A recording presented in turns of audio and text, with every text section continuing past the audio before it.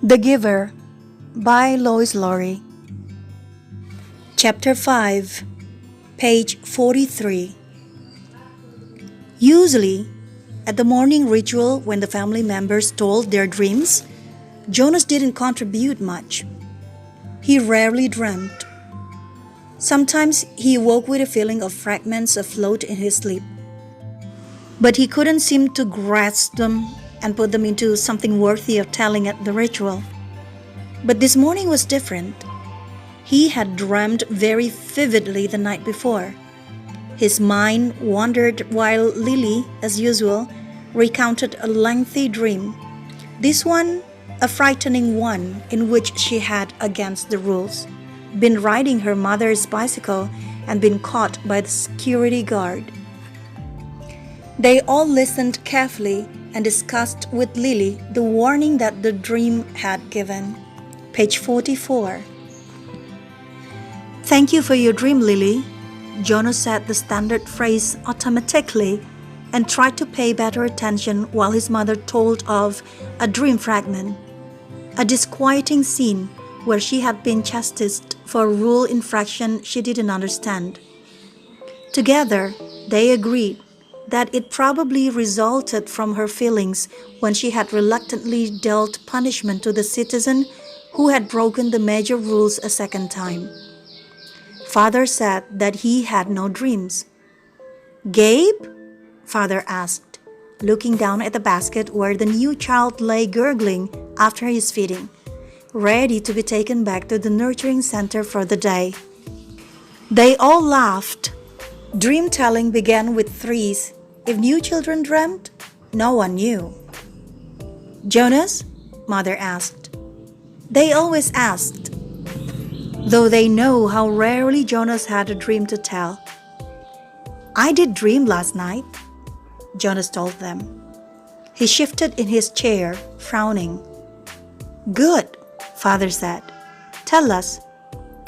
"The details aren't clear, really," Jonas explained, trying to recreate the odd dream in his mind.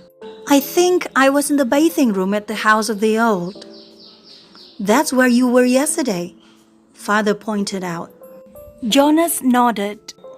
"But it wasn't really the same. There was a tub in the dream, but only one. And the real bathing room has rows and rows of them. But the room in the dream was warm and damp. I had taken off my tunic, but hadn't put on the smock, so my chest was bare. I was perspiring because it was so warm, and Fiona was there the way she was yesterday." "Asher too?" Mother asked. Jonas shook his head. "No, it was only me and Fiona, alone in the room, standing beside the tub. She was laughing, but I wasn't. I was almost a little angry at her in the dream because she wasn't taking me seriously." "Seriously about what?" Lily asked. Jonas looked at his plate. For some reason that he didn't understand, he felt slightly embarrassed. "I think I was trying to convince her that she should get into the tub of water." He paused. He knew he had to tell it all, that it was not only all right but necessary to tell all of a dream, so he forced himself to relate the part that made him uneasy. "I wanted her to take off her clothes and get into the tub," he explained quickly. "I wanted to bath her. I had the sponge in my hand, but she wouldn't. She kept laughing and saying no." He looked up at his parents. "That's all," he said. Page 46. "Can you describe the strongest feeling in your dream, son?" Father asked. Jonas thought about it. The details were murky and vague, but the feelings were clear and flooded him again now as he thought. "The wanting," he said. "I knew that she wouldn't, and I think I knew that she shouldn't.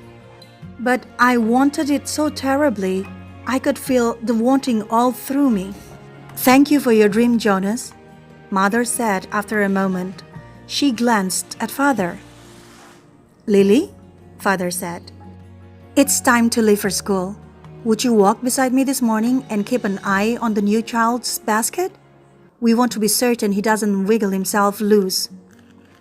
Jonas began to rise to collect his school books. He thought, it's surprising that they hadn't talked about his dream at length before the thank you. Perhaps they found it as confusing as he had. Wait, Jonas, Mother said gently. I'll write an apology to your instructor so that you won't have to speak one for being late. He sank back down into his chair, puzzled. He waved to Father and Lily as they left the dwelling, carrying Gabe in his basket. He watched while Mother tidied the remains of the morning meal and placed the tray by the front door for the collection crew. Page 47. Finally, she sat down beside him at the table. Jonas, she said with a smile, the feeling you described as the wanting? It was your first stirrings. Father and I have been expecting it to happen to you. It happens to everyone. It happened to Father when he was your age, and it happened to me. It will happen someday to Lily. And very often, Mother added, it begins with a dream. Stirrings. He had heard the word before. He remembered that there was a reference to the stirrings in the Book of Rules, though he didn't remember what it said. And now and then the speaker mentioned it. Attention! A reminder that stirrings must be reported in order for treatment to take place. He had always ignored that announcement because he didn't understand it, and it had never seemed to apply to him in any way. He ignored, as most citizens did, many of the commands and reminders read by the speaker. Do I have to report it? He asked his mother. She laughed. You did, in the dream telling. That's enough. But what about the treatment? The speaker says that the treatment must take place. Jonas felt miserable. Just when the ceremony was about to happen, his ceremony of 12, would he have to go away someplace for treatment just because of a stupid dream? Page 48. But his mother laughed again in a reassuring, affectionate way. No, she said. It's just the pills. You're ready for the pills, that's all. That's the treatment for stirrings. Jonas brightened. He knew about the pills. His parents both took them each morning, and some of his friends did. He knew. Once, he had been heading off to school with Asher, both of them on their bikes, when Asher's father had called from their dwelling doorway, You forgot your pill, Asher. Asher had groaned good-naturedly, turned his bike, and ridden back while Jonas waited. It was the sort of thing one didn't ask a friend about, because it might have fallen into that uncomfortable category of being different. Asher took a pill each morning. Jonas did not. Always better, less rude to talk about things that were the same. Now he swallowed the small pill that his mother handed him. That's all? He asked. That's all, she replied, returning the bottle to the cupboard. Page 49. But you must not forget. I'll remind you for the first week, but then you must do it on your own. If you forget, the stirrings will come back. The dreams of stirring will come back. Sometimes the dosage must be adjusted. Asher takes them, Jonas confided. His mother nodded, unsurprised. Many of your group mates probably do, the males at least, and they all will, soon. Females too. How long will I have to take them? Until you enter the house of the old, she explained. All of your adult life, but it becomes routine. After a while, you won't even pay much attention to it. She looked at her watch. If you leave right now, you won't even be late for school. Hurry along. And thank you again, Jonas, she added, as he went to the door. For your dream. Paddling rapidly down the path, Jonas felt oddly proud to have joined those who took the pills. For a moment, though, he remembered the dream again. The dream had felt pleasurable, though the feelings were confused. He thought that he had liked the feelings that his mother had called stirrings. He remembered that upon waking, he had wanted to feel the stirrings again. Page 50.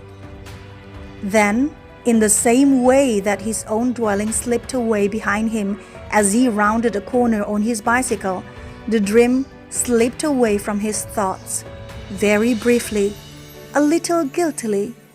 He tried to grasp it back, but the feelings had disappeared. The stirrings were gone. That's the end of chapter 5. You have been listening to a novel called The Giver, written by Lois Lowry. This is Evie Sayono. Thank you so much for listening to my reading today. Today is Tuesday, May 24th, 2022. Thank you for listening. See you again on chapter 6 of The Giver. Bye!